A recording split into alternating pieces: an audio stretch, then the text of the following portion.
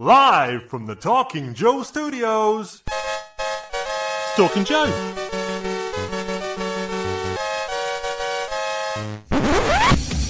Talking Joe is on the air. Hey, it's not him, Mark. It's me, Tim. And you are watching or listening to Talking Joe, the longest running and best dedicated comics G.I. Joe podcast. Mark, mastermind and technical genius of Talking Joe, is a tad under the weather. So he is here and he's running the technical side of things, but has given me reign to run the show today from the talking side, and we're going to get right into it. Ordinarily, we are talking about new and past issues of G.I. Joe comic books. Today, we're talking with friend of the show, art collector, and prop store person, Chuck Costas, and we are talking about the prop store G.I. Joe movie auction of props and costumes from the 3 live-action G.I. Joe films. If you are watching this on YouTube, you can chime in with comments, which Mark will make appear on the screen. If my microphone drops out again, I am sorry. Let's bring in our guest right now. Everyone, it's Chuck Costas. Hello, everyone. I am live here from Los Angeles at the prop store headquarters. This is my day job. I know last time I was on, I was probably from my house. But behind me, you'll see some of the props and costumes that we've got featured in the prop store auction. We should probably just let people know up front, if you want to look at all the things that we're going to be talking about today and play along, you go to propstore.com or propstore.com/GI Joe, and you can find the auction there. It is now live and goes through July the 7th. But as a G.I. Joe fan myself, it's an honor to be able to bring other fans sort of physical representations of the G.I. Joe universe through the movies. And so we've got items from all 3 of the movies. I know in the past there's been some auctions for G.I. Joe Rise of Cobra, but now we've got things from G.I. Joe Retaliation as well as Snake Eyes, G.I. Joe Origins to offer folks. So we're very excited to be able to offer this stuff to you guys for the first time. I came dressed for the occasion because there are items in the auction that you too can wear if you choose to do so, like I am right now. And I find that one of the cool aspects of collecting this type of stuff. So, Chuck, just to clarify, if someone wins an auction and pays for a costume, they do not have to put it on a mannequin in a glass case in their home. They can wear it and sleep in it and go grocery shopping in it?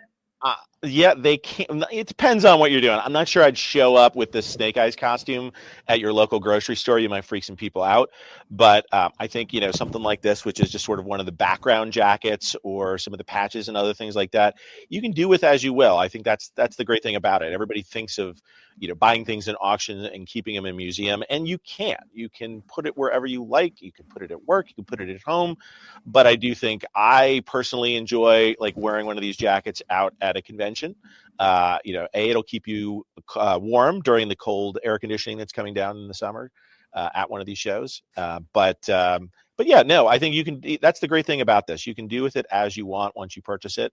And frankly, the other myth about auctions is that everything will be so expensive. Well, everything in this auction is starting at $100. We've got over 180 lots in the auction, and everyone starts at $100. So some of them may just go for $100. Some may go for a bit more. But it's up to you as a G.I. Joe fan to bid in this auction and determine what the price is. Chuck, for us novices, what is a lot in an auction? What is a lot? Well, a lot is a compilation of items. Sometimes it's one item, but sometimes we've put together, for instance, we have jackets. We may have 4 or 5 jackets that are put into a lot that you can purchase. So when you purchase it, you get all the items that are in that lot. But we've tried to curate things into lots that make sense if you were collecting this stuff. So obviously, instead of just selling one patch, we might have a lot of 100 patches there. So that you get a variety of different ones, and you can break it down. You can share it with your friends. You can give them out if you're a Joe fan. What better way to give people gifts than to give them something that was actually part of the production of one of these G.I. Joe movies? And that term lot is a way of grouping items together that makes sense. For example, if one is buying a costume, it might include a helmet and a shirt and pants, that's 3 items. That would be a Yes. lot. Okay. That would be a lot. And sometimes we have a Cobra Soldier costume along with a G.I. Joe costume as well. And that might be a lot as well.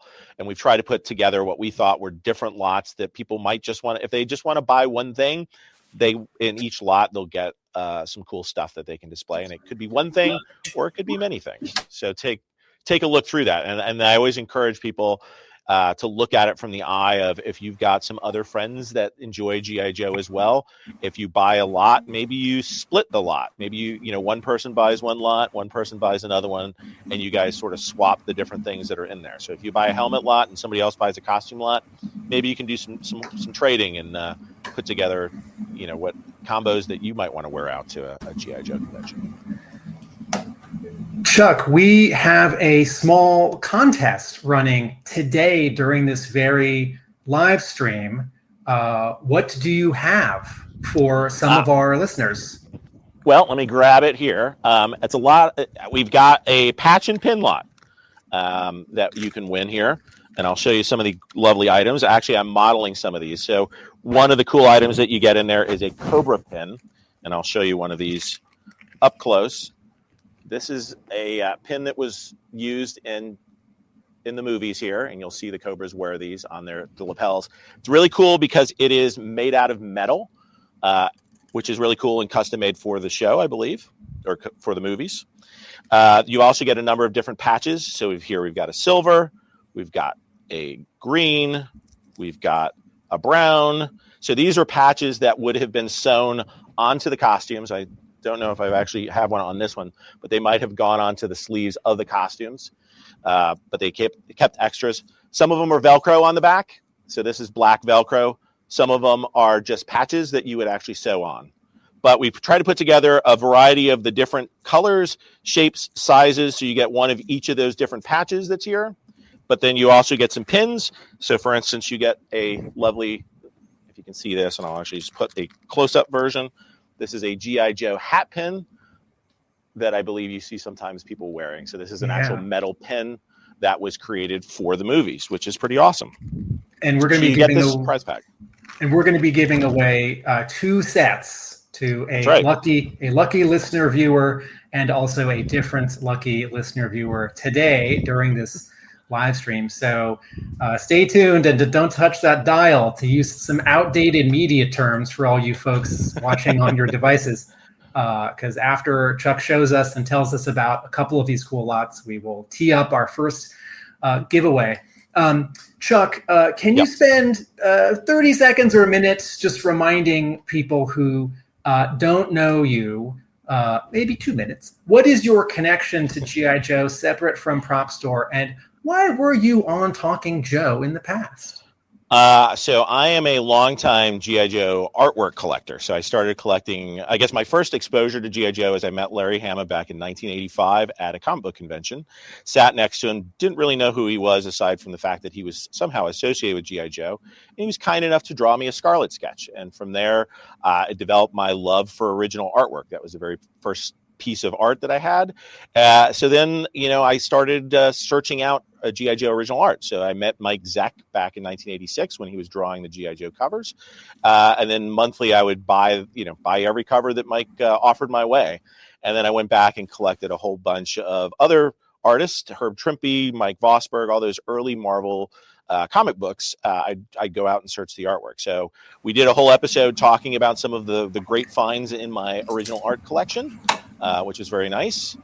But as I've evolved as a collector, I also discovered movie props and costumes. And so my day job is working on the VP of Business Development here at Prop Store, which means that I work with the different movie studios and television studios to put together auctions. And sometimes, here we were lucky enough to gather the things directly from the source. This is all stuff that is coming directly from the studios that we are selling. But I guess as I've evolved as a collector, I always like, the artwork is great to be able to display on the wall, but having physical representations, whether it be costumes or props, is also a good way to sort of make your collection more real world in some ways. And so that's why I developed a love for the G.I. Joe movies. I know, some people love them, some people maybe not so much.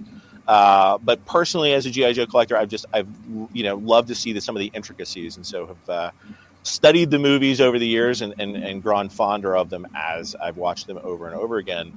But I've always also still keep my GI Joe collection, and I do display it. And maybe we can talk a little bit about that. I have a display going out right now at Indiana University. Yes. Yes. Let me jump in. Okay, so Yeah. so Chuck, in addition to being a GI Joe art collector and and a VP at Prop Store, and very particularly keyed into GI Joe props right now, you are also a Mike Zeck expert, and you specialize in collecting the artwork, the original artwork of Mike Zeck. So tell us about this show that you put together. Yep. I put together. So Indiana University was my alma mater, and the place at Indiana University that they're featuring this was actually my art school when I was going to school there, and ironically, it was my dad's grade school back in the 1940s. So it's amazing to see the evolution of a building and how it has sort of followed me throughout my entire life. But now, I was talking to them.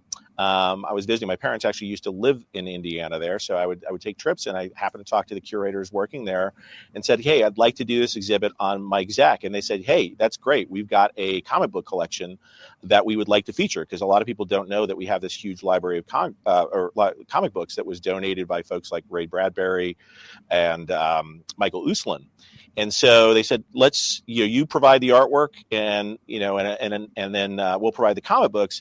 But then we also, as we were talking about it, what we realized as we were putting together sort of Mike's Marvel career is, Mike really inspired a lot of the things that are going on in movies and television. And so like his version, I think everybody remembers the G.I. Joe 63 cover, which, Snake Eyes version 2. And I think a lot of, the movies took inspiration for that. So as we see sort of the costumes, I put, I was not a prop store employee at the time, but I participated in the first prop store auction that happened years ago for G.I. Joe Rise of Cobra, and I bought a Snake Eyes costume. And so that and a Scarlet costume that I purchased in that first G.I. Joe auction are on display so that people can see it. And I think for me, putting that artwork up next against the props is a great way of sort of showing that, but it also shows how things have evolved from comic books into movies over time.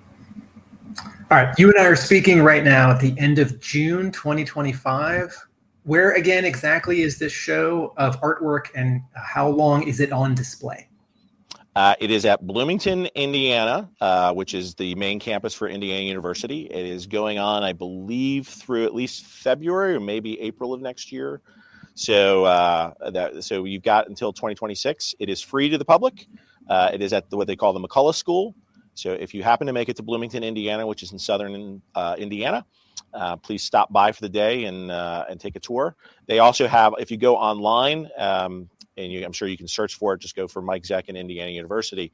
They actually have an online, version of the exhibit that you can view, and you can actually see. We had Mike was kind enough to contribute, words about his career throughout, and sort of giving a sort of a guided tour for folks, from the artist himself. So that's available online if you can't make it in person. And there is some G.I. Joe art from my collection there. There is the front and back cover to G.I. Joe Yearbook 3 on display, which was one of my favorite pieces that featured both Snake Eyes and Scarlet. I didn't have a ton of room to show G.I. Joe in this exhibit, but thought it was an important part of Mike's technically Marvel career that we put in there. So stop by, see the props and costumes there, as well as the G.I. Joe artwork. And hopefully I will get a chance to do more in the future, and maybe I'll come back and we can talk about that. But for now, I think this is a great exhibit, and I thank the people over at Indiana for being able to host this, because they did a fantastic job. As you can see, some of the graphics that they put together and just sort of the layout is really top notch.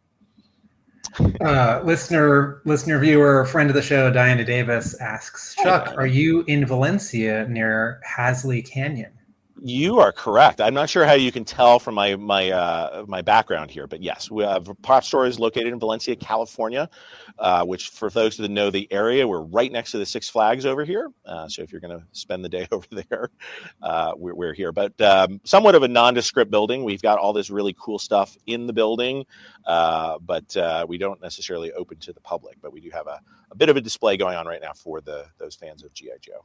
Before we get to G.I. Joe movie costumes and props, I'll just put in a quick word about visiting galleries that display original comic art in person. Talking Joe, that's Mark is asking, is it possible to visit in person if you are special like Diana? Chuck? Absolutely, yes. I mean, we can arrange for you to visit out here, and I can give you a special tour if there's particular items that you want to see before the auction ends on July 7th, 2025, since this may live on past that. You're welcome to come out here, and I'm happy to show them to you. So just email me at Chuck, CHUCK, @propstore.com, and we can hope to arrange for something.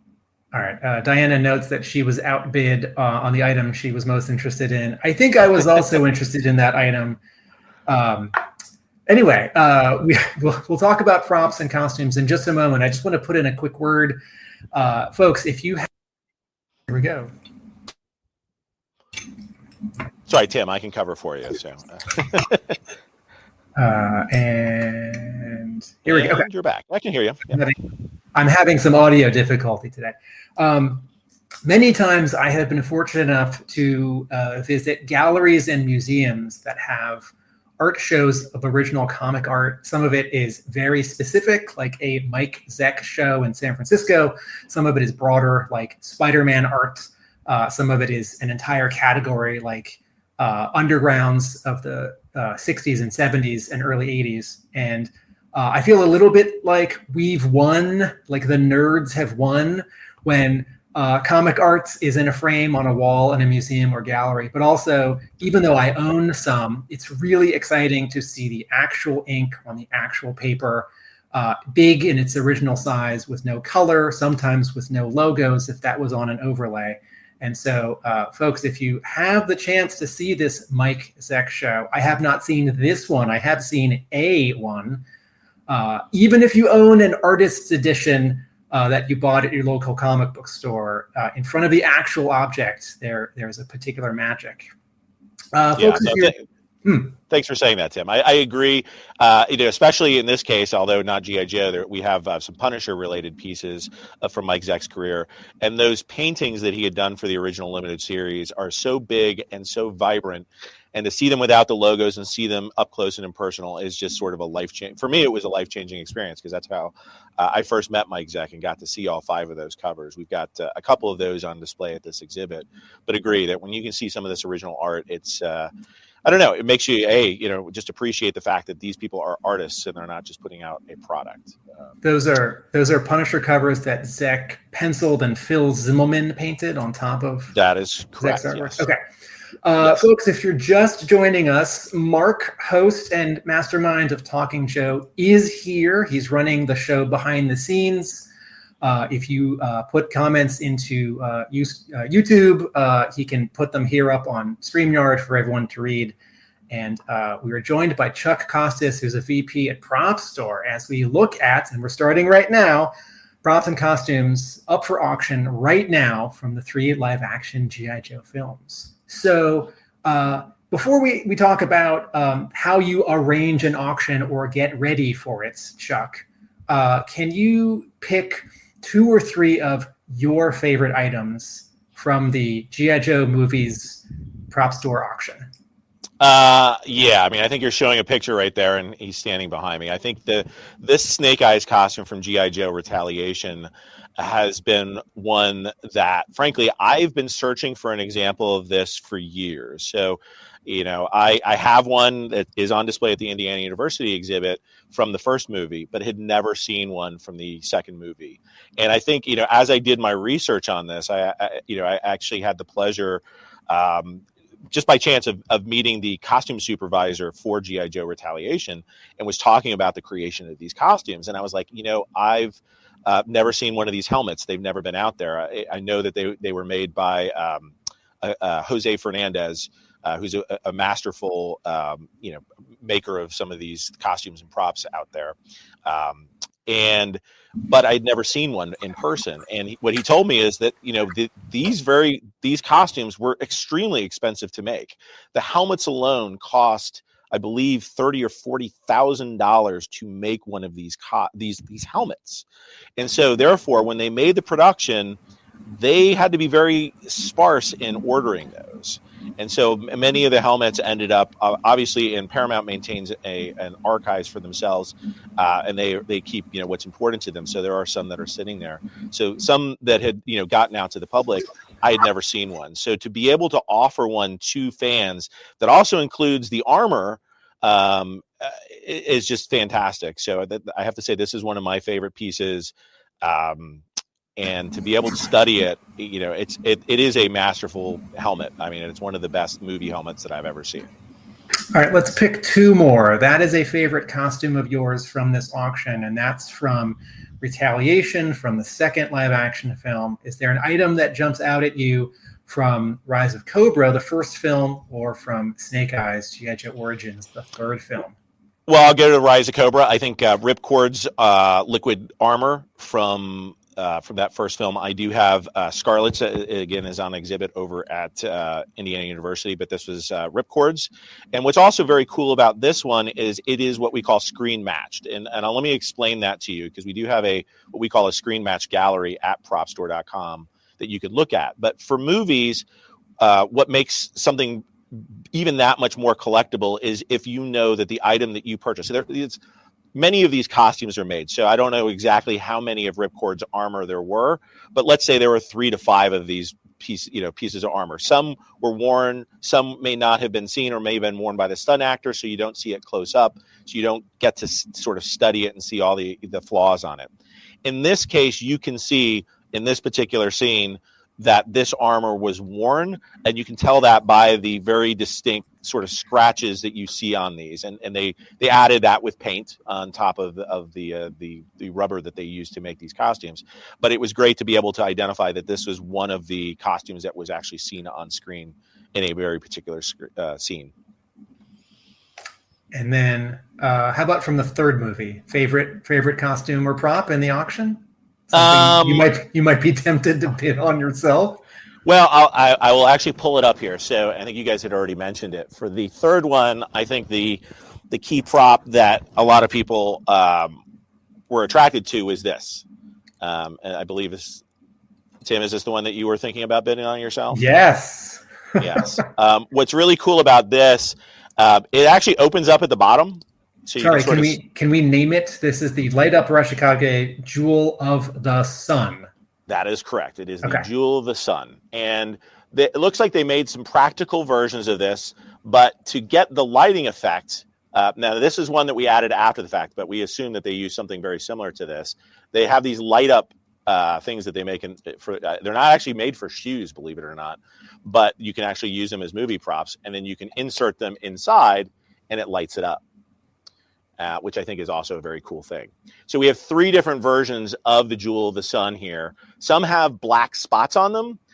Those were created for when they were doing the visual effects. Sometimes they use those spots to sort of track where a particular thing is, and they use that later on for visual effects. But then you can change this one, and you can actually sort of make it look like it's coming to life here by adding a blinking effect to it. So I think this is a really cool piece, and the key prop from the third movie, in my opinion. So I'll hold that for now. I'm just thinking nightlight in my hallway outside my bedroom. I have lost sound again. 1 second. Nope, we can hear you. Sorry. Okay. Now might be a good time, Chuck, to offer our first contest, our first of 2 small prize packs. Folks, if you are watching the show or listening to the show, the first person who sends in the correct answer, which Mark will filter and put on screen, you will get one of these pins and patch sets that were made to be in these live action films. And your trivia question related to these movies, folks, is which Joes are the only two Joes who appear in both Rise of Cobra and Retaliation? All right, while all of you race to your keyboards or move your thumbs across your phones very fast, Chuck, maybe you can tell us, and Mark, if you get an answer, maybe hold off until Chuck finishes this answer before you put it on screen so we're not going in several directions. Chuck, how does Prop Store prepare for an auction like this? Because there are all these different items. They need to be found, donated, acquired, cleaned, presented. What do you do? Well, I guess there's two ways that we acquire things. So sometimes for what we call our multi-consignor auctions, and so Prop Store holds those throughout the year. And in those auctions, we may have 600 different titles that we're offering as opposed to just G.I. Joe.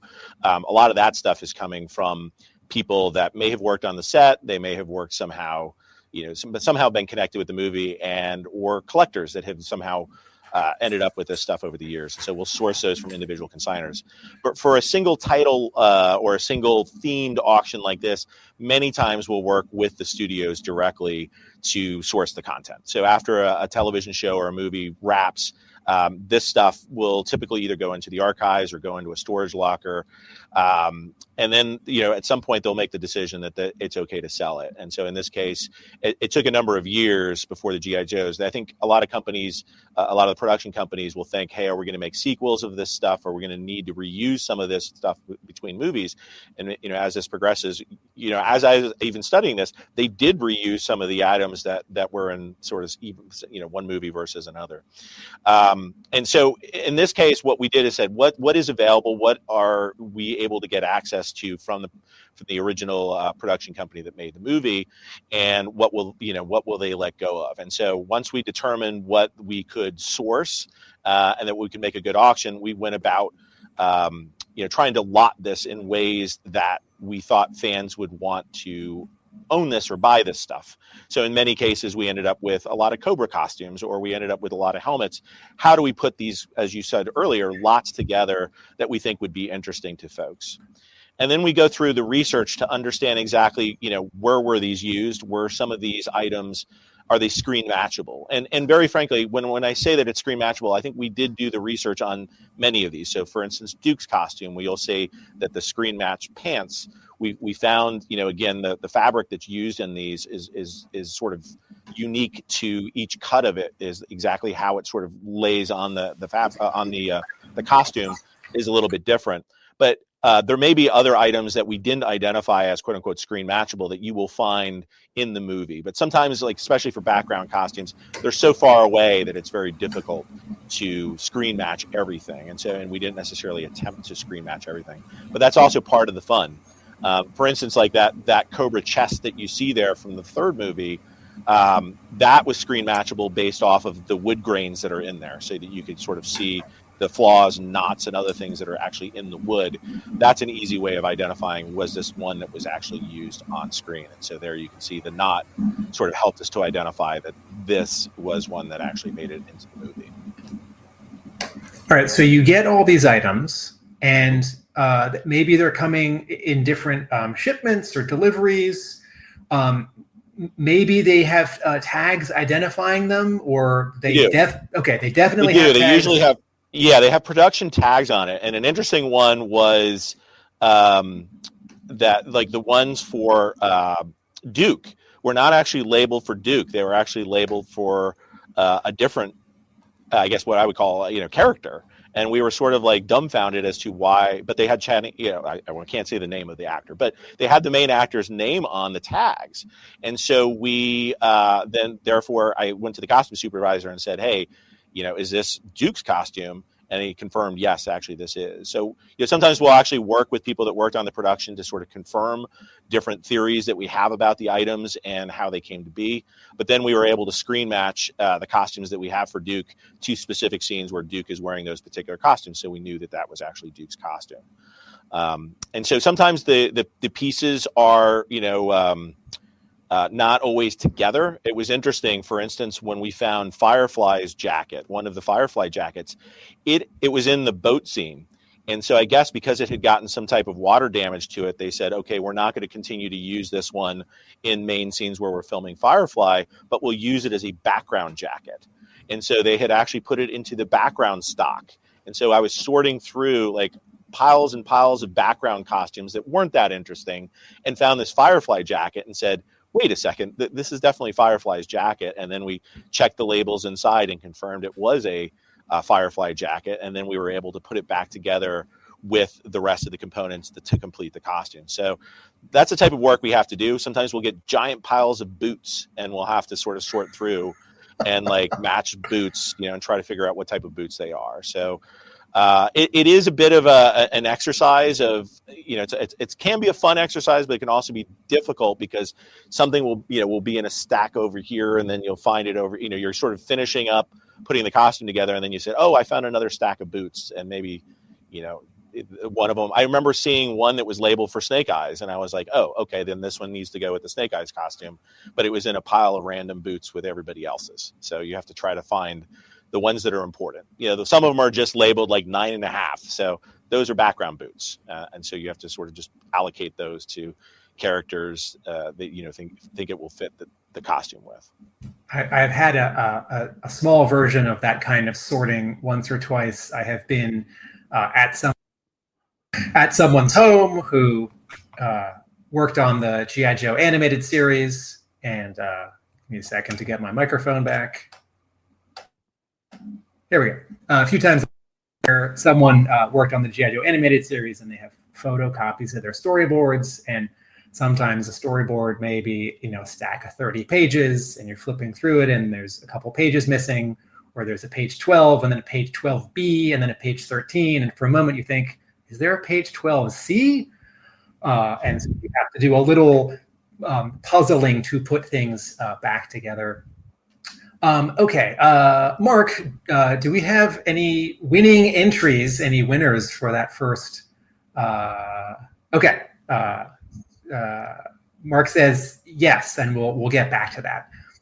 The question was, okay, our winner is Justin Taylor. The question was, who are the only Joes to appear in both G.I. Joe Rise of Cobra and G.I. Joe Retaliation? The answer is Duke and Snake Eyes.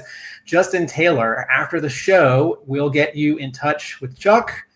You can provide your address, and Prop Store will mail you some pins and patches. Congrats, folks. Congratulations, yes. There's still one more, I guess we'll call this a mini lot, a contest lot of pins and patches. We got one more trivia question that we'll get to in a little bit.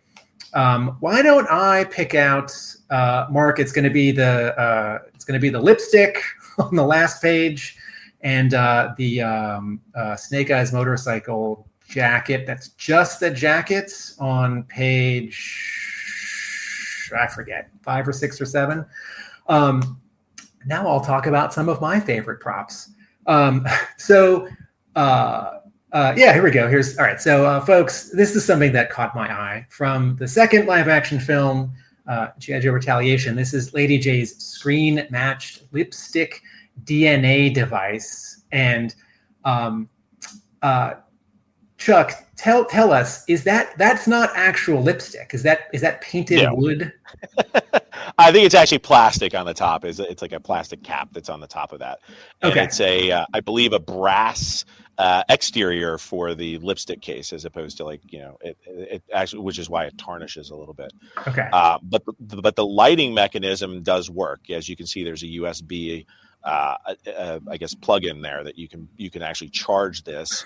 And there was a video that was just released today that you'll see if you go to Prop Store's social channels, where I do a bit of a skit and we show this in action, and it is very cool. It works just like it did in the movie, where it sort of advances from red to orange to green as they're processing Zartan's DNA in this, and it is an amazing. I agree with you. It's one of my favorite props too from G.I. Joe Retaliation.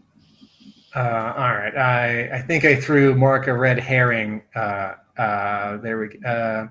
Yeah, this is Mark. If you're on page 2, I'm interested.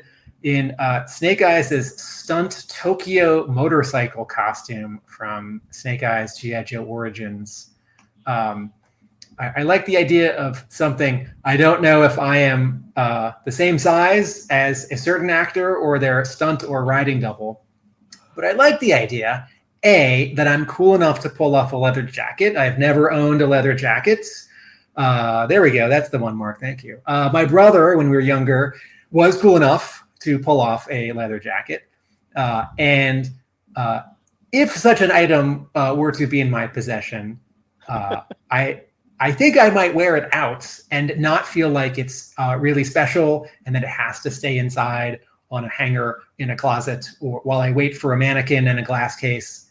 But because this is something that is every day and because this is something that is and not say a ninja costume or camo, which I could wear, but I'm less likely to. I look at this and I think, hey, starting bid $100. Why? A leather jacket might be $100 at the store. And this is it might be more than that. Yeah. Oh, there you go. And this is one that was in a movie that I saw and with characters that I love. And it would have a very different and special feeling. And then I could brag to people. If I was to win this auction and wear it out and someone said, man, you can really pull off that jacket. And I'd say, guess what this is? I'm also really struck by, Mark, you can jump to any of these. There are yellow Jinx costumes from Retaliation and red ninja costumes from Retaliation. And I am really struck by those because they're just a beautiful splash of color. And I look at those and I feel the potential for a fight scene. Not like I would wear it and get into a fight, but I think of these and I think these were actors and performers who weren't just standing in the background necessarily. They were running and throwing and jumping. And maybe they were doing so on location in a practical space. And maybe they were doing so in front of a, diagonal green screen wall that would later look like a cliff. And of course, there's so much story over 42 years of G.I. Joe comics involving particularly Red Ninja. Also a great choice. I see where your mind is going on that. No, I think these are great looking costumes, and we've got two different Cobra, I guess, costumes, or we've got the black ones from the third movie and we've got the red ones from the second movie. I sort of struggle, like, which one do I actually like better? The red stands out to me and makes a statement. But when you look at the black ones from the third movie, what's really cool is this subtle hidden Cobra that's in the design of the leather jacket that they wear on the side. And it's kind of more of like a leather jacket costume versus a cloth costume. So I was kind of like, I kind of like that one too. So I don't know if I had to choose just one of the two Cobra costumes, I don't know. I might go with the black one, but I have more of an affinity for the red one there. So.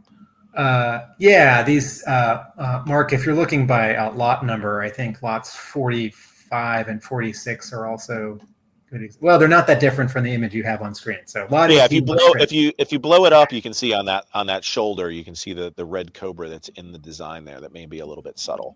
And I think you probably don't see that on some. Yeah. I think I'm seeing a little bit of red sort of in the sort of the horizontal stitching between the black. I don't know what the words are, padding for the tunic, or sort of a red under layer that pokes through. That is correct. Yeah, it's the subtle thing. But yeah, use that click to zoom, and you can get some really. We try to put high res images of everything out on our website so that you can study these costumes. So if you are doing cosplay as well, this is also a great source for figuring out what these costumes look like. Chuck, some people collect auction catalogs. Is there a paper catalog for this auction? For this particular auction, no. Okay. This is a purely online one, but sometimes Prop Store does offer those for certain auctions, and for our bigger multi-consignor auctions that we do, especially sort of the tentpole ones, there are sort of large catalogs you can order. But for this, online only. Yeah. Okay. But it will live on past the auction. So if you're watching this after July 7th, 2025, you can still go to propstore.com, look through the auction history, and find the old auction, as well as even the one that happened many years ago for G.I. Joe Rise of Cobra. So let's go back for a moment to preparation. How you get all these costumes and props, you sort them, you screen match them where you can. Who writes the descriptions? What goes into that work? How are they lit and photographed? How do you physically plan an auction? Well, that's getting into a lot of details. Yeah, there are a lot of people here. There's about 50 people or so that work at Prop Store here in Los Angeles doing different functions. In this case, our intake team, the person that was doing the sorting, also helped to write the copy because she had done a lot of the research on these costumes and knew what they were, so that she was probably best equipped to do that. But we typically, for most of our auctions, we have a copy team that does the research on each of the items, and then they'll write the detailed descriptions. In that case, they may have to watch, multiple. They have to go to each movie that we would take an item from and do the research and find out what scenes it was used in, and they do all that. In this case, I guess it's only 3 movies that you have to watch. And then we have to identify where things are from. So that's the copy side of it. And we try to be as descriptive as possible. If something, in many cases, when we get costumes, we, especially with like what they call hero costumes, and you talked about a stunt one. And just to clarify what that means is the hero is typically worn by the principal actor, and it's made for close-up shots where the principal actor is wearing those. The stunt version of that is typically used for the stunt actor. So there's always a stunt double or multiple stunt doubles that may do the action sequences. And so it may not be the main principal actor that's wearing that, and you may see it more from afar. And in some cases, the stunt versions will have holes in them. Sometimes they'll use harnesses or other things to jerk the actors backwards or to keep them safe. And so you'll see some of these imperfections that are in the stunt costumes. But again, they were used on screen. Typically, I can't say everything was used on screen because there are many multiples. And for instance, with those leather jackets that you talked about from the third Snake Eyes movie, there was probably at least 10 of those that were out there. So they had used that jacket was worn a lot throughout the movie by the principal actor. They also have what they call stand-ins sometimes when they do lighting tests on set. They'll actually have somebody else instead of the principal actor there as they're getting ready to shoot that. So they'll need multiples of those things. And typically, though, the hero is the most collectible. But when they put together a costume, they may have multiple jackets or 10 jackets, but they may not, for instance, have 10 pairs of boots. And so sometimes you'll see that there's stunt boots. And so if you can't get, the best thing to get is the main principal actor's costume. But if you can't get that, the best thing is mostly principal components paired with stunt boots, if that's all there is. And so we try to make as many complete costumes as we can. But it's not always possible, and sometimes you'll find just what we call components, which is many of the pieces of the costume, but we don't have all the pieces of the costume because they didn't make enough to have as many multiples to complete out all the costumes. Does that all make sense? Yeah, no, that's great. Mark, host of Talking Joe, says, "What about this one? This has got to be one of the most out there costumes. Reminds you that all of the costumes have to be created, even mundane ones, and we're looking at Lot 115. This is Snake Eyes' distressed fish boy costume. Chuck, tell us about this. So for those that remember the movie, this is when you first are sort of, I think it's early in the movie where you're introduced to younger Snake Eyes that's working with the Yakuza. He is cutting up fish and hiding things inside there to get shipments. And I believe there's 3 or 4 of these in the auction. And each one of those aprons, the splatter that you see on there, all has to be custom done. And so, in some ways, it is a true work of art because you sort of accept it for it's a mundane costume. But all the distressing of what they put in there, all the goo on there, is actually somebody thinks it through and has to figure out how do we make it look like this was actually used in a fishery.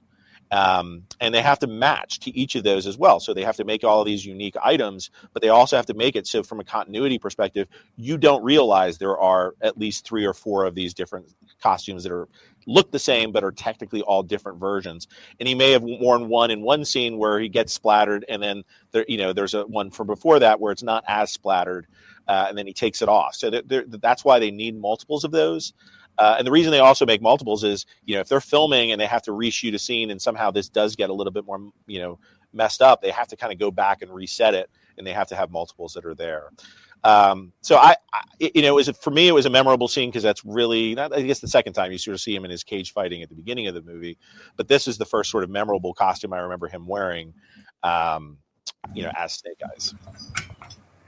I'm just going to reintroduce coming in late, folks. I'm Tim Finn. This is Talking Joe, host of Talking Joe. Mark is here today, but he's behind the scenes running the technical aspects. Our guest is Chuck Costas, a VP at Prop Store. Chuck, what's your full title again? VP of Business Development here at Prop Store. Okay. And from now until when is this auction of props and costumes from the G.I. Joe live action films? Now through July 7th, 2025. And you can go see the entire auction catalog at propstore.com or propstore.com/G.I. Joe. That will take you directly into the auction of over 180 items. And just remind us, the starting bid for all of these items is quite reasonable. It is. It is just $100 is the starting bid for each of the items. There's no reserve. Sometimes reserves are put in these auctions where we won't sell an item below a certain price. In this case, if you place a bid and you are the highest bidder, you will walk away with that item, assuming you pay for it, and we ship it to you. But that's the great thing about it. There's 180 items to choose from. I think there's a great selection where some stuff will, and I think we intend it to be. Some of this stuff will be, very reasonably priced. You can walk away with a background costume for, maybe $100, maybe a couple $100, but not everything is going to go for the most money. I would think this guy behind me is probably going to be the most valuable piece in the auction, considering the helmet and the all the other components that come with it. But who knows? You never know. It's an auction. Somebody could decide that they really need that lipstick DNA tester, and they're going to go head to head with you on that test. I think someone's going to decide that. Listener viewer Childish Landino says, my favorite has got to be the Mr. Augustine kills Snake Eyes' dad costume, just for the name. This is lot. This is lot 12. Mark, are you able to zoom in on this? There's some really lovely texture on this.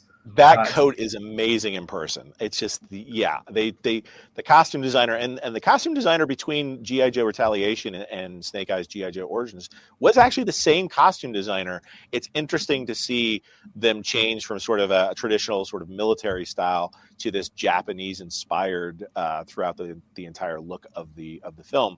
But this Mr. Augustine with the I guess faux fur on the collar as well as the rest of that outfit it's very striking, and the colors, the maroon of it all just really do pop when you see it in person. So agree. And in the movie, it's very dark. That whole scene is lit by fire, so you really don't get to see it. And I guess they wanted to emulate the fire with having sort of the fire built into the costume itself.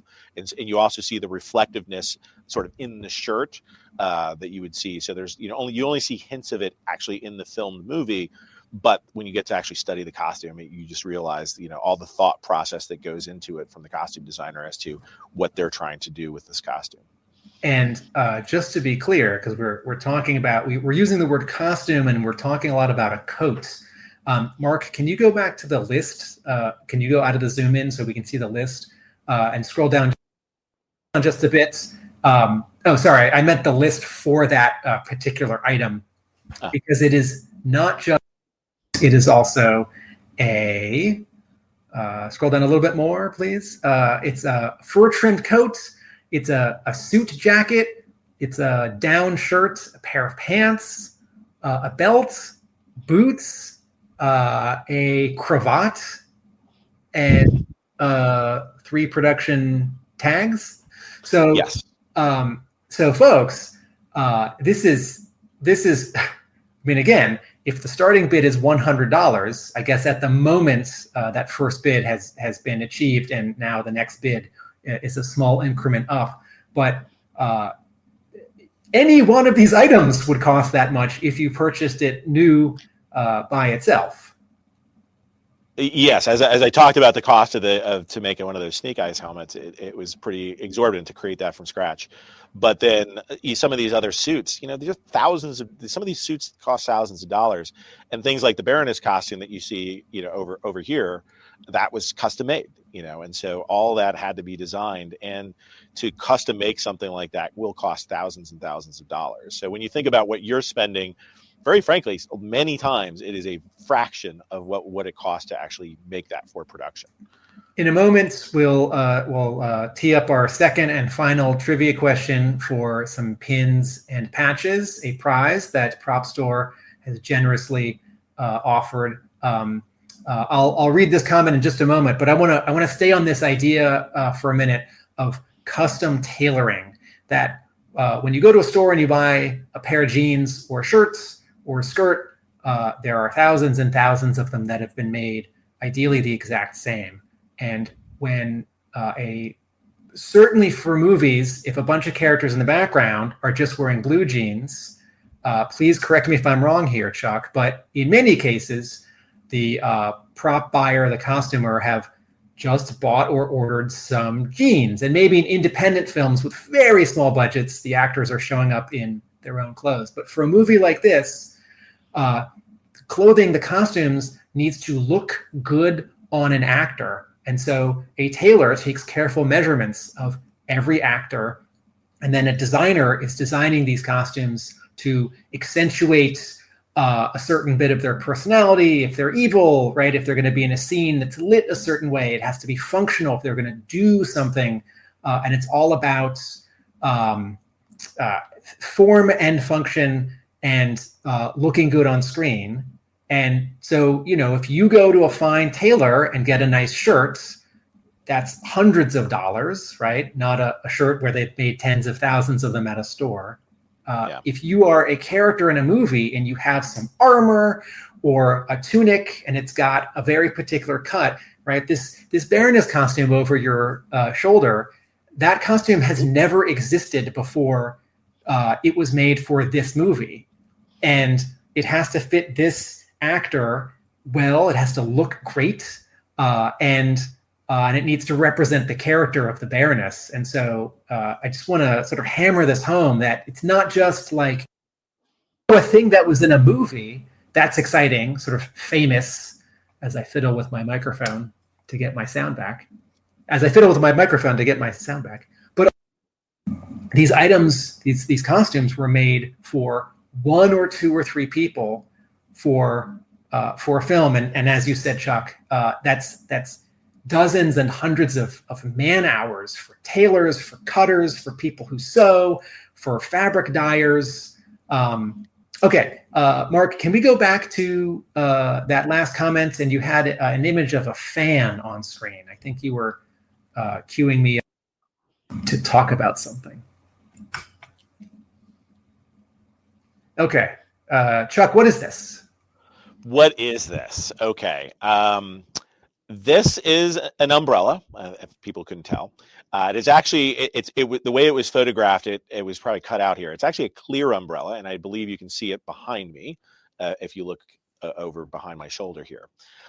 But there is a cameo appearance in the third movie by somebody that is carrying this umbrella. And it was actually labeled for that person when we found it. There was actually a stack of these clear umbrellas, but then one specific one was labeled for this particular person. I don't know if you want me to say who that person is, Tim. You're on mute right now, Tim. Thanks, Jack. Please don't reveal that just yet. Listeners, viewers, our second and final trivia question for a fun prize from the Prop Store G.I. Joe movie auction is, in what movie or movies does comic book writer, editor, artist Larry Hama make cameo appearance or cameo appearances? First correct answer gets a prize from this Prop Store auction, some metal pins and authentic patches. Has to be correct. Yeah, if it's 1, 2, or 3, you have to specify which ones. Right. This is a working umbrella, right? I could carry this in the rain and not get wet. It is functional. I'm not sure I would use that one, but it is very cool from that perspective. But it is a clear. You don't see them very often, but it is a clear one. You can see through it. Technically, yes. Maybe I should say it opens and closes. Perhaps if it's been in a storage space for some time, I might not take it out in the rain. But as a if I try and buy that leather jacket, I might wear that out into the rain.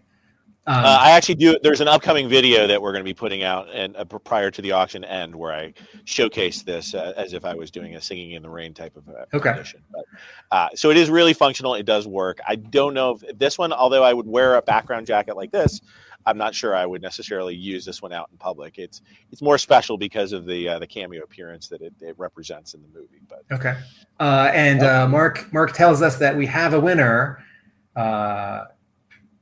Childish Landino says, Rise of Cobra, I think. Snake Eyes, definitely. You are correct, Childish Landino, and you win a prize pack of pins and patches from this prop store auction.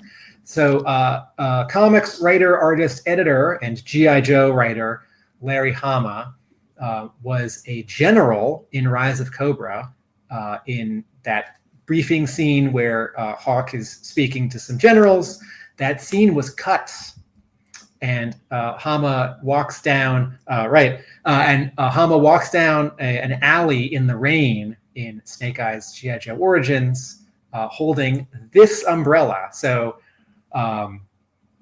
congratulations to both of our winners. Let's zoom in on one or two more cool props. Mark, can you look up Lot 26? Because we've been talking about sort of the fantasy of some of these items, as well as the function of some of these items. And I'm sort of mentally putting them into categories.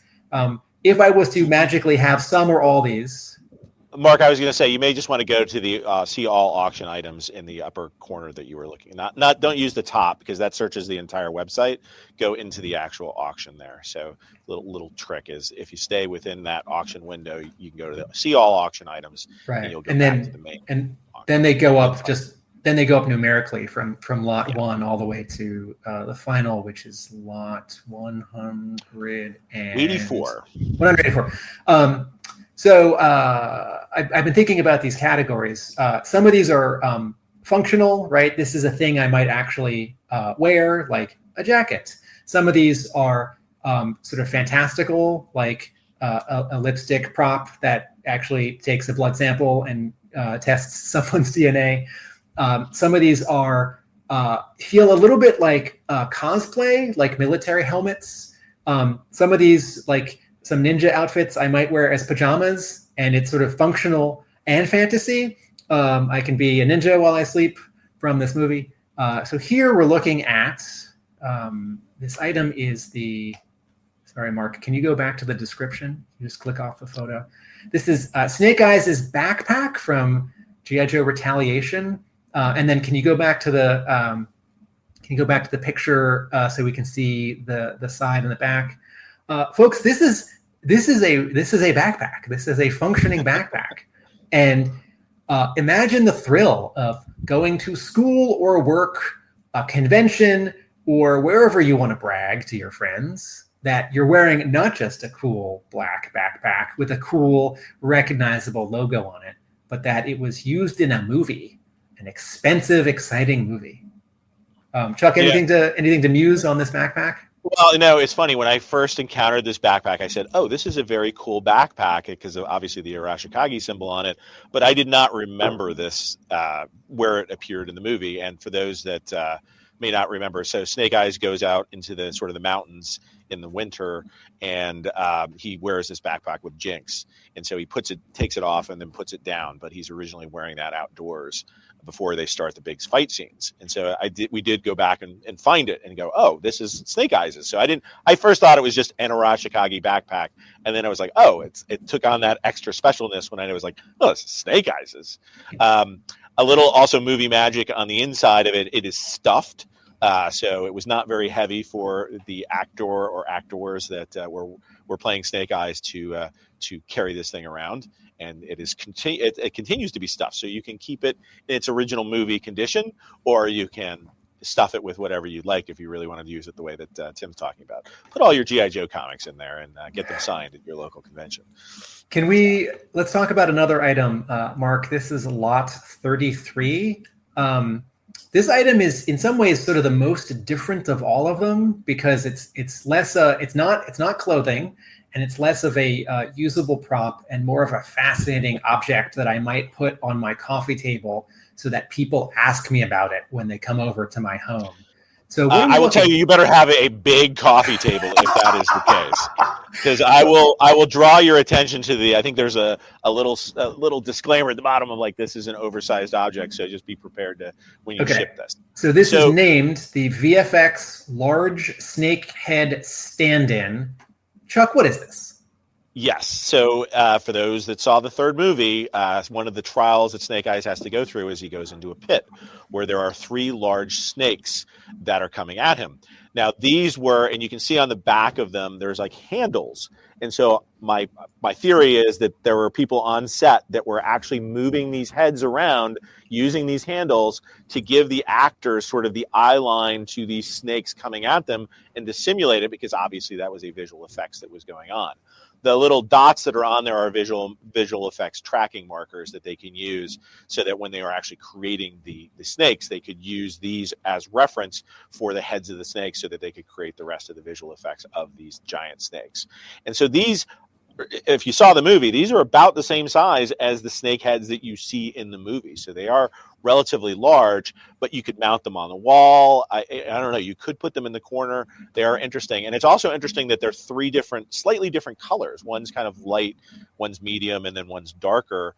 And I think that was to distinguish the 3 different heads that they had, of the 3 different snakes in the movie. When you say 3 different colors, you are referring to different items in this auction. Yes, there are 3 of them in the auction. They all have a slightly different paint finish to them. So it depends on what your decor is in your house. You may choose based off of that. You may want to collect them all and have 3 large snake heads to simulate your own trial at home. Whatever you may want to do with them, but it would make it. They're very cool. Museum exhibits, and in some ways they are statues, or they're kind of wall mounting. You can put them on your wall, and there are pieces of art that were created for a film. They had to cast these out of mold. That very good. You get to see all 3 of them sort of side by side there. Okay, so going back to the size, right? A lipstick container that's actually for testing DNA. Very, very, very small, like the size of your 2 fingers, your index finger and your middle finger next to each other. Yes. The gem, the jewel, the glowing jewel, maybe the size of two fists, a hand balled in another hand, maybe a little bit bigger. Not even. I think it's just one fist. I can sort of put it all in one hand here. Okay. And then, but these, I'm seeing the dimensions for these snake heads: 38 inches by 30 inches by 15 inches. So this is bigger than bigger than a soccer ball, folks. Bigger than a bread box.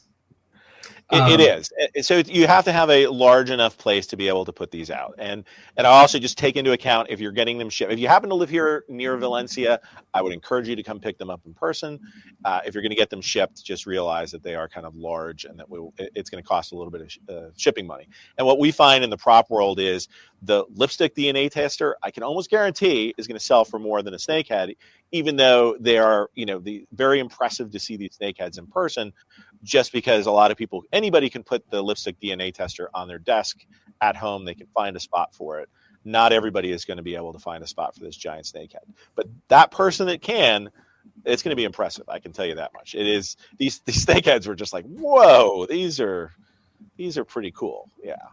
Let's do a quick call out of some other fun items. We've been talking a lot about Ninja, but folks, there's a Flint prop and a Flint. Where'd my tab go? Costume. I didn't open that tab. Let's talk about this. Mark, this is lot number 8. This is a handheld device from G.I. Joe Retaliation. This is Flint's VFX DNA reader. It's got some buttons on it and an antenna. And yes, this goes hand in hand with that lipstick DNA reader. So for those that remember the movie, you've got Lady J, who is testing this strand of hair that she finds to see, who is the person behind this. Then you've got Flint and Duke that each have one of these that are on the other end. And the green screen is so that they could actually create the visual effects of what the DNA tester was showing them on the other end. So you don't actually see the green. The buttons, I don't believe, are fully functional, although the antenna does move up and down, so it is truly movable parts on that. When you say green screen, you're referring generically to screen, but here it is a piece of tape. It is a piece of green tape. Yes, and it technically is a screen on there. So yes. Okay. It is very green screeny, but yes, they put this shade of green so that they can mask it out, and then they can superimpose the graphics on it for those folks that aren't familiar with the green screen technology. Okay. Thank you for the fact check. I referred before to getting a sample of Zartan's blood. That was wrong. It is a strand of hair. Lot number 3 is Flint's final battle costume with vest. It comes with a vest, 2 shirts, 2 pairs of gloves, 1 pair of pants, 1 black belt, and 1 pair of boots. So again, we've been talking a lot about Snake Eyes and a ninja and about Baroness. Folks, if there are any Flint fans out there, you could own something that the Flint character wore in G.I. Joe Retaliation. Yeah, and I believe this is our only Flint costume that we had, which is why you get those extra components. These were all sort of wrapped in one garment bag. But I think the chest piece is really cool. It is a sort of harder plastic that I don't know if it was custom made per se, obviously custom painted, as you can see sort of the paint tones on that. There's one that I believe he wears earlier in the movie that has an F on it. This one is from later in the movie. And so we had to do, because originally when I didn't see the F, I was like, oh, is this really Flint's chest piece? But then we checked later on in the movie, and this is the outfit that he's wearing a little bit later.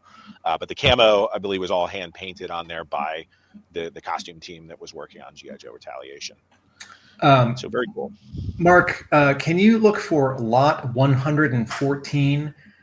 Here's another item which feels usable and common and everyday, and yet also special and strange. These are all special and strange because of movie magic and how we think of movies and how they can be aspirational, but also how these objects had to be functional for the performers on set. And then sometimes made more fantastic by effects artists. So, all right. So this we're looking. Okay. So this is from Snake Eyes G.I. Joe Origins, lot 114. Snake Eyes' first challenge with Hardmaster bowls. So remind us, Chuck. We're looking at 3 ceramic bowls, and one of them has tape on it for visual effects tracking. What are these? What happens in the movie? Well, in the movie, they're trying to teach Snake Eyes his first lesson, and essentially the lesson is that diplomacy sometimes works better than pure power. And so you have the Hardmaster who is holding a bowl, you have Snake Eyes who is holding the other bowl, and the goal is to exchange bowls. And the Snake Eyes, of course, first thinks that the best way to do that is to tackle Hardmaster, and he's not good enough. And the Hardmaster keeps beating him down and taking his bowl, and so he keeps getting defeated. But then he realizes that if he just asks for the bowl and he's polite about it, the Hardmaster might actually give it to him. So you go through this whole sequence. But there's a whole fight sequence, and you can see sometimes in the bowls you see them spinning. I'm sure there were many of these bowls, and many of these bowls ended up getting smashed on set because they would throw them up in the air and then they would fall down to the ground, and then you lost the bowl because these are actually real ceramic bowls. The blue bowl that you see there has visual effects tracking on it, so that, again, if they were animating this, and I'm sure some of the bowl spinning sequences were actually animated sequences or CG effects as opposed to actually showing the real bowls as to what they were doing. But in this case, we had 3 bowls that had remained after production, and so we just decided to put them all together, although technically you only see 2 bowls on screen at any given time. Mark says we will gladly exchange you for what is called money. Mark says to get the bowls, yes. Mark says you win these bowls from the prop store auction just by asking nicely. Yes. So this is another fun category because we're mostly talking about costumes or helmets, jackets, tunics, pants, boots, belts, gloves, shirts. We've got a couple of these objects that are fantastical. And then this is a real world item. I don't know if I would drink or have soup out of this, but I could certainly put keys or marbles or tokens before I go to an arcade. This could be my go bowl by the door where I put my keys in my wallet. And I like the colors. And I have made a ceramic bowl and a ceramic mug, and not this one, but my other like actual water drinking mug is one that I made in a ceramics course. So the one in the bottom kind of looks like when I made one as a kid. I kind of had that same kind of patina to it. So yeah, it strikes home there. Let's Mark, can we go to the final item in the entire auction, which is lot number 184. This is they're all the most unusual item. This is the most unusual item because it's a weapons chest. So it's a wooden crate and it has the Cobra logo on it. Yeah, and that was cool. So tell us about this wooden crate with the Cobra logo on it, Chuck. Well, in the movie, I believe you find that Kenta's band of mercenaries is using these crates to actually ship guns. And so I think in the movie you find probably rubber guns inside these things. This is an empty version of, empty crate, but it is a fully functional crate, and if you wanted to use this, to store your toys. And it's funny, I actually, being also a Punisher fan, I had owned a similar type of war chest from the Punisher, and I used to use it very practically to store a lot of my collectibles inside of it. And so this, I just thought was just amazing with the, it struck me that Cobra logo is on there, and I just thought that was the coolest thing. And I was just like, I think somebody's really going to want this, so let's put this in the auction. And I'm hoping somebody out there can make use of it, put their collectibles, or you could actually build a nice little display of like things popping out of it. I think you could use it for a lot of things, but it is, as we talked about earlier, it's screen matched. We could screen match it based on the knots and the wood grain that's in there. There's also some fake FedEx flyers that are on the top and the side. What's interesting is underneath those flyers, or underneath those are designs, and it's almost like they reused that. They either were going to put something else on it, or they reused this crate from another movie and wanted to cover up whatever that symbol is that's underneath there. And so they put these fake billing things, these fake billing sheets on there. So arugula, freshly picked. Yes. It's always seeing, like, they put these tiny little details that will never ever be seen on screen, but they put them in there almost as inside jokes, but make it look like it's part of the real world. Mark, can you go back to the first photo of this? I'm gonna suggest a kind of I'm gonna suggest a terrible idea, which is that the winner of this could unscrew the lid and remove. Just go with me for a second. Remove the string as I fix my light. Put this case on its bottom, so you're looking sideways into a box, right? Put plexiglass on what is currently the sort of open top. Light it from behind, and then put toys in it. So if an empty crate, folks, doesn't feel functional enough for you, imagine spending, at the moment, not a lot of money on a prop used in a movie and transforming it through artistry into something else. And I will suggest no other ideas where anyone changes or ruins any items from this auction, because it's a strange idea. Well, I think that what's great about these types of things is, sometimes you have a significant other or somebody else in the household that doesn't like you to collect, and show off your collecting wares. All you have to do is close the top. Nobody will know it's anything but a crate. Then you open it up and you can reveal, it's like, okay, they're gone for the day. Now I can put my collection out. I can open the top and look. It's like a G.I. Joe convention going on, all at once right there. So I don't know. I like it the way it is, Tim. I wouldn't touch it. But it's up to the eventual winner to do what they want to do with it. I just have to say, years ago at a Transformers convention, I bought 1984 napkins and paper plates for not a lot of money, and that I'd had as a kid at a birthday party. And I thought, as a 30-something-year-old, I could open these and put my birthday cake on them, and it would be fun, like it's 1984 again. And I have not been able to open them. And just a week ago, I bought some 1994 G.I. Joe Star Brigade paper napkins, thinking for not a lot of money, thinking the same thing. And I can tell I will never be able to open those napkins and wipe my face with them. So this is an entirely theoretical idea to do anything to any of these costumes other than display them or wear them gently. Mark says, Chuck's controversial opinion, don't destroy the special thing. Mark, can you pull up lot 133? Hopefully this is not a lot you want to destroy, but yeah. No. This is all anyone's going to remember about this episode. Oh, Tim just wants to ruin all these movie props. Mark, I'd say there's a fine line between, yes, I do support like taking a background costume, and I don't think we mentioned it. You talked about custom fabric. The thing I'll point out about the G.I. Joe Rise of Cobra outfits is that they're very cool, and that in the camo there is the words G.I. Joe written throughout the camo.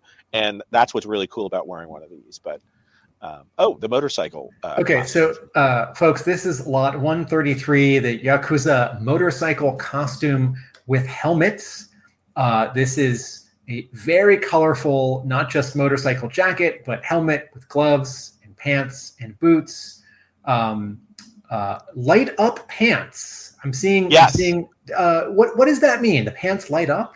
I think if you go into the movie, I don't know if we've tested the electrical on this one, but they actually do sort of have this light up effect. I think there's wires that are sort of like clear tube wires that are built into the pants that actually do light up like neon. Okay. And so again, can't vouch for the fact that they continue to work or how they work right now, but that was partly what attracted me, because when I watched the movie, I was like, man, those background Yakuza motorcycle outfits are pretty fantastic. And then I found them and I was like, yeah, we should offer, they may not be something that people immediately recognize, but somebody just may appreciate the artwork that went into creating these costumes here. Right. And as you said, if you were to buy the components of this, a leather jacket, a helmet, and all that stuff, you're probably talking easily sort of north of $1,000 for this helmet, just to buy a motorcycle outfit that looks like this. But and it's pretty cool that it's a G.I. Joe related film piece. It was used for a movie, and I think it's worth repeating this, right? I look at this, and if I'm not sort of careful, I think, yeah, they bought a jacket and they painted it, and it's in the movie, and that is not what happened, right? Someone cut and sewed and designed components to make a jacket, or at the very least, someone took an existing jacket and cut it up and changed it drastically and painted it. And again, that is man hours. These are talented artists and craftspeople. And none of these decisions, a triangle here, a cut, a change in texture or fabric, is by accident. Even if these are characters that are only on screen for a moment or in the distant background, this stuff is it's labored over. This stuff is all labored over. And since we have been talking a lot about the second movie and the third movie, Mark, can you go to the following lot, which is 134? And this is, where's my tab? When I think of G.I. Joe, The Rise of Cobra, I think of, as you just described, you said earlier, Chuck, the first two movies, very military, the second movie, very ninja. And third movie. Yeah. A third movie, very ninja. And here we have lot 134 from Rise of Cobra, collection of G.I. Joe military wear. And so this one is a tan jacket, a blue-gray jacket, a gray jacket, tan tactical vest, pants, and 3 different MP armbands. Right. So, when I think of that first movie, I think of a certain color scheme, and I think of a certain overall aesthetic, and it's camo, and it's the camo they wear outside, the camo they wear in the base, and this is a cool collection of items that is at the moment got a very reasonable asking bid. Yeah, you get one of each of the different colors that was represented in the movie. So I guess each of the different, I guess it was supposed to be their equivalent of Army, Navy, Air Force, Marines. And so, but yeah, what's new, these MP armbands, in the previous Rise of Cobra auction that Prop Store had done, we did not have any of these. These were, I guess, sort of held back. And so we included some of those here. So this is your first time to get the MP armband that only some of the characters were wearing during that movie. And they are color coded, where I believe the blacks go with the gray and blue costumes, where there's a green one for the green costumes, and then a tan one for the tan costumes, obviously, or a brown one for the tan costumes. Maybe we'll wrap this up with just 1 or 2 more. Mark, can you go to lot 129? Again, we've been talking a lot about Ninja, but I'm also really interested in these items that you could wear in a normal situation without feeling like you're either cosplaying or dancing around in your bathroom or bedroom pretending to be someone else. Lot 129 is General Joe Colton's stunt jacket and shirt, and that's right. New character new character, obviously, that was introduced. I think everybody remembers the actor that played this. This is the stunt version, so this was mostly most likely worn by the stunt double, although, like I said, stunt sometimes refers to just a stunt version that the main actor would also wear. But this is, I think, when we first are introduced to the character in his house, if I remember correctly, this is what you'll see Colton wear. So it's the black shirt and sort of this. And then I believe there was sort of an action figure that was made, or one of these more high-end models that I've seen out on eBay that you see Colton represented in when they did that. So it's kind of neat if you had a copy of that little statue of General Colton to put the jacket next to that in your collection. That would make a great display, in my opinion. But everybody their own. Tim would wear it, but I would probably, you could put this in a nice shadow box. I think this would look really well. But again, the only Colton item that we've got in this auction. So if you're a fan of that character in the movie, or if you're a fan in some other media, then this would be a kind of cool thing to have. And one more item, Mark, I'll ask you to pull up lot 139. We've swung back and forth, less ninja, more ninja, regular military, some of the bad guy stuff, and this is definitely traditional Japanese costuming. So lot 129 is Hardmaster's Water Bowl fight costume, and we talked about the water bowls, and Blindmaster's final fight costume components. So this is a costume, a kimono, a jacket, pants, a belt, and then an outer and an inner kimono, and these are just lovely. As Mark zooms in, Chuck, tell us about these. Well, I think they are your sort of traditional Japanese kimono. Again, I don't know if I would wear these, although you could wear these around the house if you really wanted to. But we wanted to, why do we pair these together? I think, Hardmaster and I think any of the sort of Arashikage extended team, we thought this would make a nice little combo if you kind of wanted to represent them, if they meant, something to you relative to the origins of Snake Eyes. But again, most likely all custom done for the production. I can't say exactly who made that, but typically there are costume teams that are assembled to actually make these, and they've got people on the team that actually can just sort of cut this out of the different fabrics.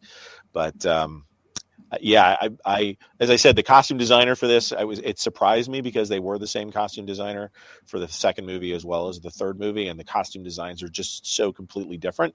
But again, they were going for a very different feel for this movie that was very Japanese oriented. So, and I think there's many of these costumes, whether it be the Baroness, I guess she's over here, even that has more of a Japanese flair to it than you would have seen obviously in the costume from the Rise of the Cobra, which had more of a patent leather, what you would expect more out of the sort of traditional way that you sort of think about her out of the comics or potentially the other media as well. So, Mark, before we leave this image, can you zoom in? I would really love to see the textures of these fabrics, because as Chuck said earlier on, these are high resolution photos, and so it's not just that you can see it from the front and the side and the back. It's that you can really get up close and see the stitching, see the different textures.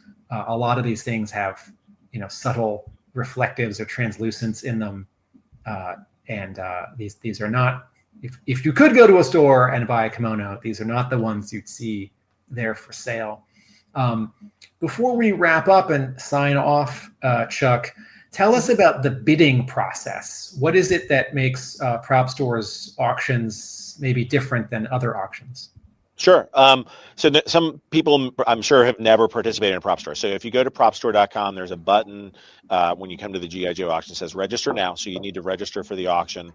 It's relatively simple, but do that in advance. The auction is going to start ending on July 7th. So you can bid now. If it's before July 7th, you can go in and bid at any time. And essentially you can place your highest bid. And if somebody else bids, it'll sort of, if you let's say you put a bid at 1,000 and it's currently at 200, it'll advance it to the next bid, which I believe would be like $225 if somebody else bids on top of you. But it won't get you to your maximum bid unless somebody else bids you up to that amount. So you can bid in advance that way. But what most people do is they wait till the very last day, sort of like with eBay.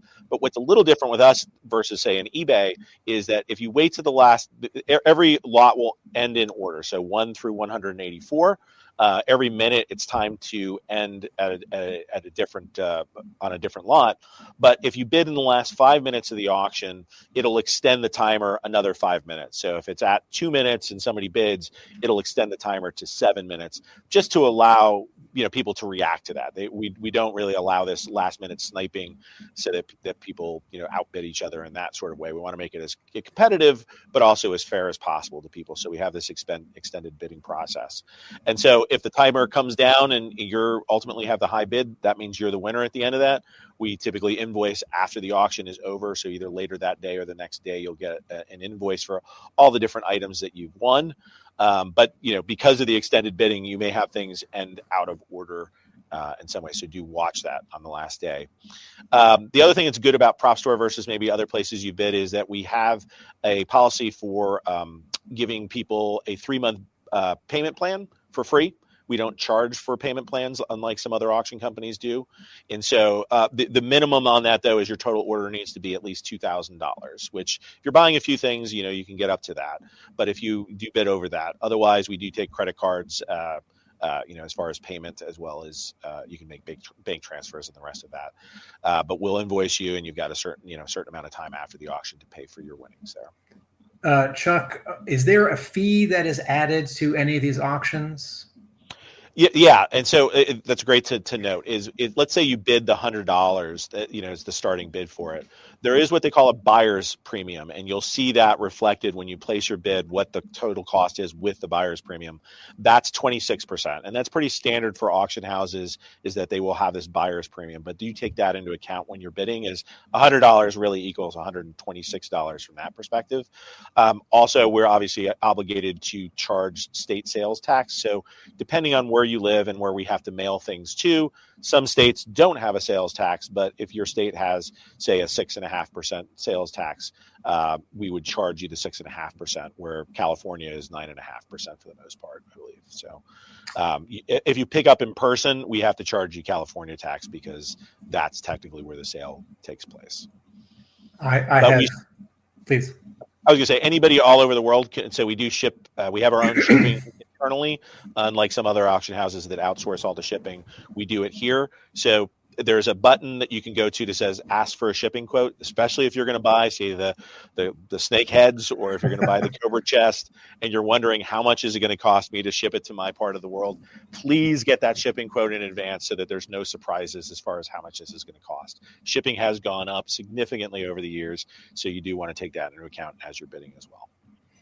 Just to go back to that buyer's premium, I will second that, folks, listeners, viewers. I have previously won and paid for an item or two from a prop store auction, as well as two of the other well-known auction houses that deal with movie stuff and art stuff and toy stuff. And that buyer's premium is that's a standard phenomenon. So do keep that extra bit of dollars in your head as you do your calculation. Diana Davis is asking, if I win anything, would it be possible to pick it up? So Chuck, tell us about picking up.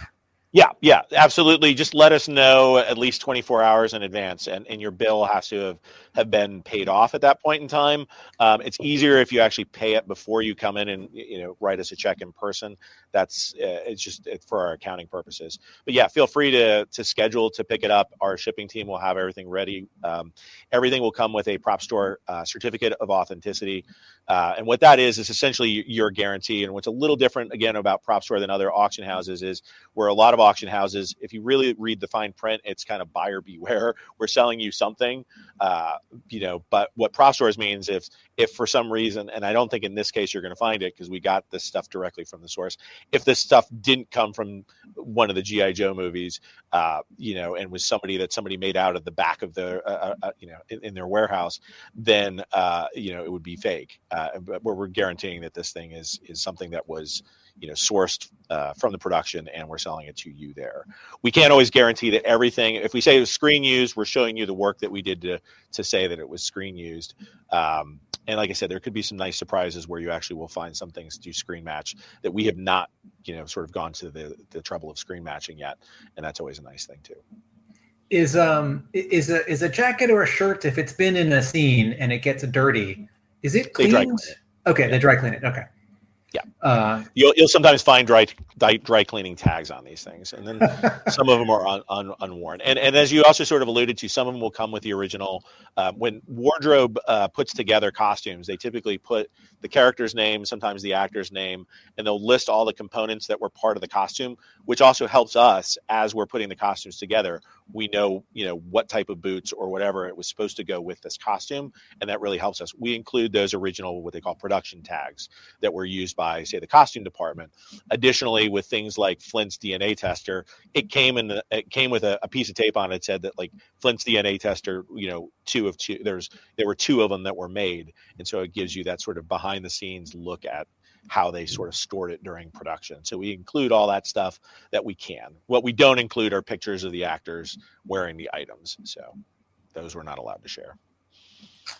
Mark, before I wrap this all up, I'm gonna kill time for 10 seconds. Mark, if you have anything else that you want me to ask or Chuck to explain, could you put that on the lower third? Chuck, before we wrap up, can you just give a quick reminder of this wonderful Mike Zeck art exhibit that is happening that you put together? Where is it happening and when? Yeah, it is going on through the beginning, at least probably the first quarter of 2026 in Bloomington, Indiana, which is Indiana University Bloomington campus in southern Indiana. It is free at the McCullough School, which is my old art school, but is a standalone building that they have converted into a lovely gallery. There is also a sort of a full-fledged museum at Indiana University that has other exhibits. So if you happen to be coming down, check out all the different art that they've got. But they've got a number of different galleries.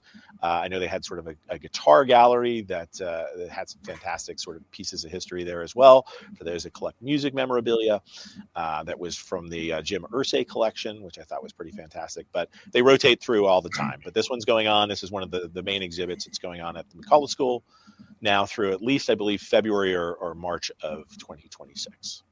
Listener, viewer Diana Davis wonders if any of the actors' sweat made it into any of these costumes. And Chuck did explain a moment ago, which I was sort of hoping to get some actor sweat, that these costumes are are dry cleaned. Chuck, one last time, tell us when the auction runs until, and how can people find this online auction? Yeah, it runs through July 7th, 2025, and you can find it. Go to propstore.com. If you're in that window, you will see it sort of heavily advertised in our scrolling windows. If you're checking after July 7th, we have an archive of past auctions. You can go to the past auctions section and you will find this auction, as well as the G.I. Joe Rise of Cobra auction that happened many, many years ago, to see all the different items that were offered. And as I said, it's Prop Store's website is a great resource for folks that want to do research on the items in these movies, as well as just to see what was previously sold. Obviously, a lot of the studios keep their items for archives and to display for future purposes. And yes, they have kept, there are other G.I. Joe related items that are kept in the archives, but you can see what items were offered to the general public like yourselves. But as we talked about here, there's only one Flint, there's only one Lady J costume in this. There's only one General Joe Colton that's been released. So if you're interested in those, get them while you can. I don't believe there's any more secret stashes of this stuff that will be released as a full auction anytime in the future. So I think this is I can't guarantee that. I will go on, in case that does change in the future. But I do believe that this is your best shot. If you're a fan of these movies, you think you're thinking you're on the border. It's like, should I go? I would say, yeah, bite the bullet. I've never regretted picking something up that I was on the bubble for. I have only regretted those things that I had a chance to get that I didn't get. So don't let that be you. All right. So one final reminder, listeners and viewers: the G.I. Joe, the Prop Store G.I. Joe movie auction is happening right now. It is costumes and props from all 3 live action G.I. Joe films: good guy costumes, bad guy costumes, small props, big props.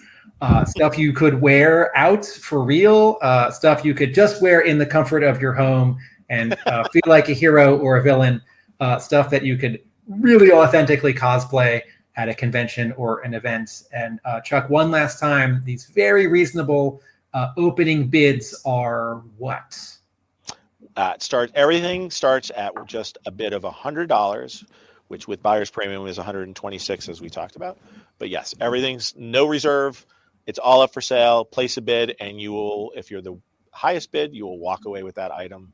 We'll be happy to, allow people to pick up in person if you're here near Valencia, California, which is outside of Los Angeles. Otherwise, we will make shipping arrangements. And again, especially if you're like Tim and you're thinking about getting all 3 snakeheads and a chest, please ask our shipping department, is there a way that we could put a snakehead in a chest to save a little bit on the shipping? Chuck, this has been great. Thank you so much for coming back to Talking Joe and telling us all about your day job and this cool opportunity to bid on some cool stuff. Mark, are we going to do some of the thank you videos, or are we going to wrap up in the short, normal way? Our website, folks, is talkingjoe.co.uk, where you can find links to all of our podcast platforms with past episodes.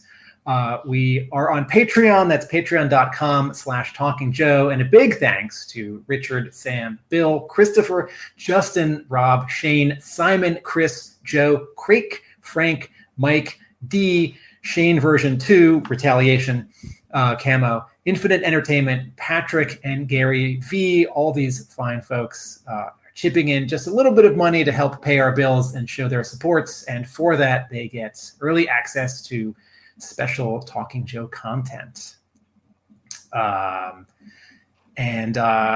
You can find me. I'm Tim Finn, co-host of Talking Joe. I, with my partners, make video essays on TV and film history. That's at youtube.com/@AtomicAbe. I own a comic book store right outside of Boston. That's Hub Comics. And I write about G.I. Joe at my blog, arealamericanbook.com. Talking Joe host and mastermind Mark has been here this whole time. He's been making words appear on the bottom of the screen. He's been zooming in on images from the auction, and he put this all together. for the three of us. He sends his regards. You'll see and hear Mark next time we do a regular episode when we talk about new and past issues of G.I. Joe comics. I think we're all done, so it's time for me to sing that jingle, which is that Nobody Beats Talking Joe, an international podcast. Thank you, Chuck, and thank you, Prop Store. Thank you, guys. Thanks for having me. Great to be back.